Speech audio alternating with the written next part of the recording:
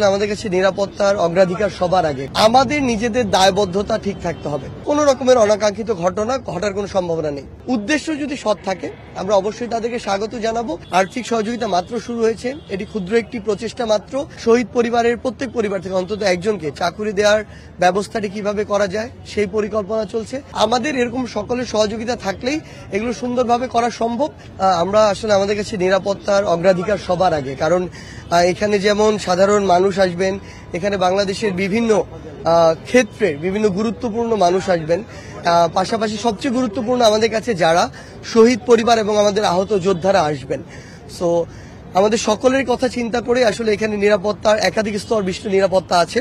আপনারা অলরেডি দেখতে পাচ্ছেন যে এখানে হচ্ছে বাংলাদেশ পুলিশ কিংবা বাংলাদেশ সেনাবাহিনী, বিভিন্ন এলিট ফোর্স থেকে শুরু করে সহযোগী বিভিন্ন ফোর্স রয়েছে।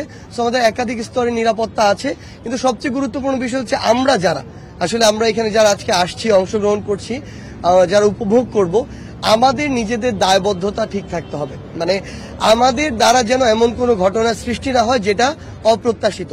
আমরা বিশ্বাস করি সকলে যদি সহযোগিতাপূর্ণ মনোভাব নিয়ে আজকের যে কনসার্ট সেটা উপভোগ করে, তাহলে দিন শেষে কোনো রকমের অনাকাঙ্ক্ষিত ঘটনা ঘটার কোনো সম্ভাবনা নেই।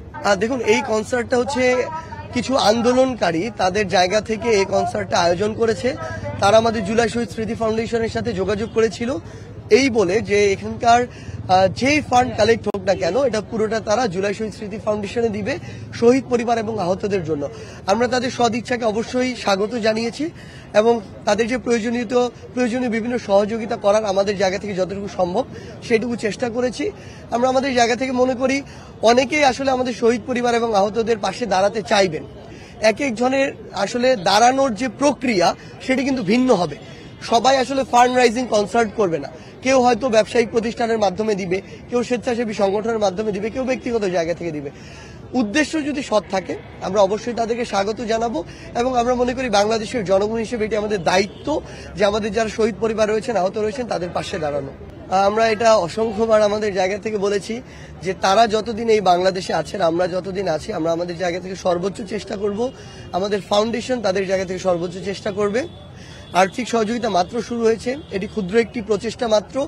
এটি দীর্ঘমেয়াদে কিভাবে সাস্টেইন করানো যায়, কিভাবে তাদেরকে পুনর্বাসন করা যায়, এই বিষয়গুলো আমরা আমাদের জায়গাতে এগুলোর প্ল্যানিং নিয়ে কাজ করছি।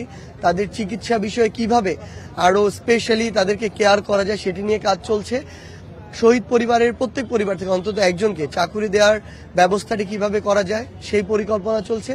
আমাদের অবশ্যই সদিচ্ছা আছে, পরিকল্পনা আছে, আমরা আমাদের জায়গা থেকে সর্বোচ্চ চেষ্টা করে যাব। আমরা আমাদের জায়গা থেকে মনে করি উদ্দেশ্য যখন এখান থেকে যে ফান্ডটা রেইজ হবে এটা শহীদ পরিবার এবং আহতদের জন্য, তখন সকলে তাদের জায়গা থেকে এই সহযোগিতাটুকু করেছে এবং এটা করাটাই আমরা প্রত্যাশা করি। এখানে অবশ্যই বাংলাদেশ সেনাবাহিনীর পক্ষ থেকে আমরা সহযোগিতা দেখলাম, তাহলে আমরা রাহাত ফাতে আলী খানের মতো একজন ব্যক্তি তার জায়গা থেকে, ব্যক্তিত্বের জায়গা থেকে সহযোগিতা করেছে। সরকারের পক্ষ থেকে আজকে যে টোলটি যে ফ্রি করে দেওয়া হয়েছে যানজট কমানোর জন্য বা মানুষের সুবিধার জন্য, সেটিকে আমরা স্বাগত জানাই। আমরা মনে করি যে এরকম যে কোনো প্রসেস বা প্রক্রিয়া যেটি শহীদ পরিবারকে সামনে রেখে, আহতদেরকে সামনে রেখে করা হবে, আমাদের এরকম সকলের সহযোগিতা থাকলেই এগুলো সুন্দরভাবে করা সম্ভব এবং এই সহযোগিতার মানসিকতা আমাদের থাকা উচিত।